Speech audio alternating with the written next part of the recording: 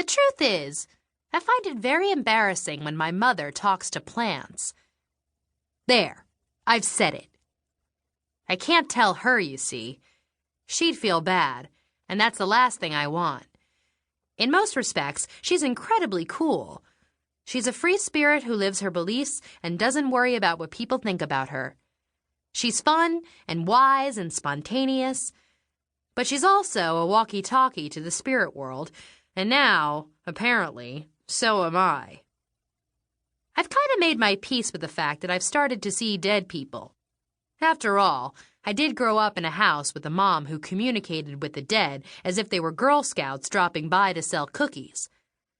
And this sort of thing runs in families, so I wasn't totally stunned when I started seeing ghosts a few months back, the day I turned 13. But I wasn't exactly thrilled about it either. Given the choice, I'm not sure I would have chosen medium as my life path. But, you know, stuff happens, and you figure out how to deal with it. My mom deals, and that sometimes involves her chatting up flowers.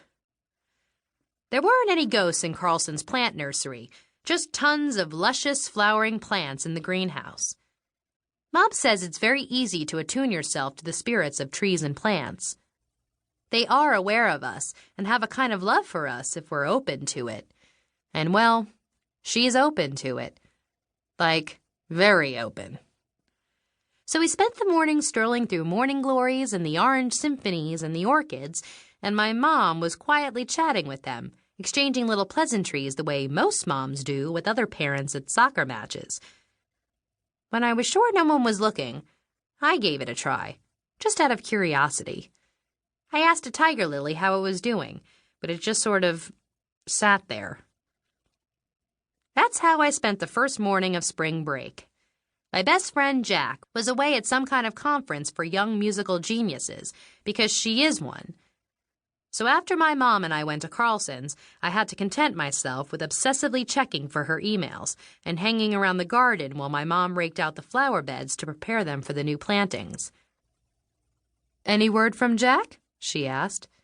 Her pale blonde hair was pulled up in a high ponytail, and she had a smudge of dirt on her cheek and another on her faded Beatles t-shirt. From a certain angle in the shade, she looked about 16.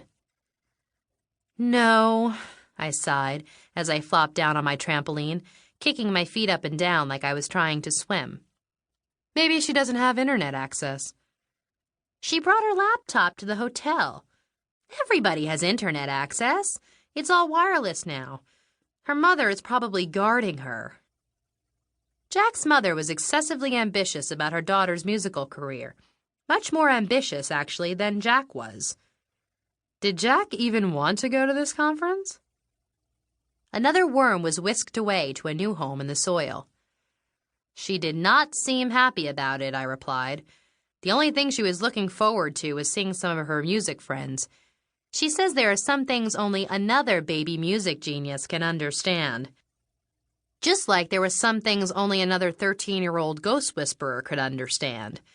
Except I didn't know any other teen ghost whisperers." "Well, she's got a very strong personality, Kat," my mother said, kneeling in the flower bed again. "Hopefully she won't let her mother control her." "You don't know her mother," I said ruefully. "I'm going to go check my inbox again," I added, rolling up to a sitting position. It was that or fall asleep on the trampoline.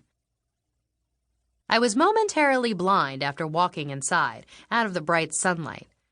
Our house, a somewhat run-down old Victorian, was perpetually dark downstairs. I fumbled up the stairs, regaining my sight in the narrow, creaky hallway that led to my room. Sun streamed through the windows onto my bed and across the floor, illuminating the amazing mess. I sat down at my desk and clicked on my email icon, almost immediately giving a little shout. Finally! To Voodoo Mama, from Maestra. Subject, my so-called spring vacation.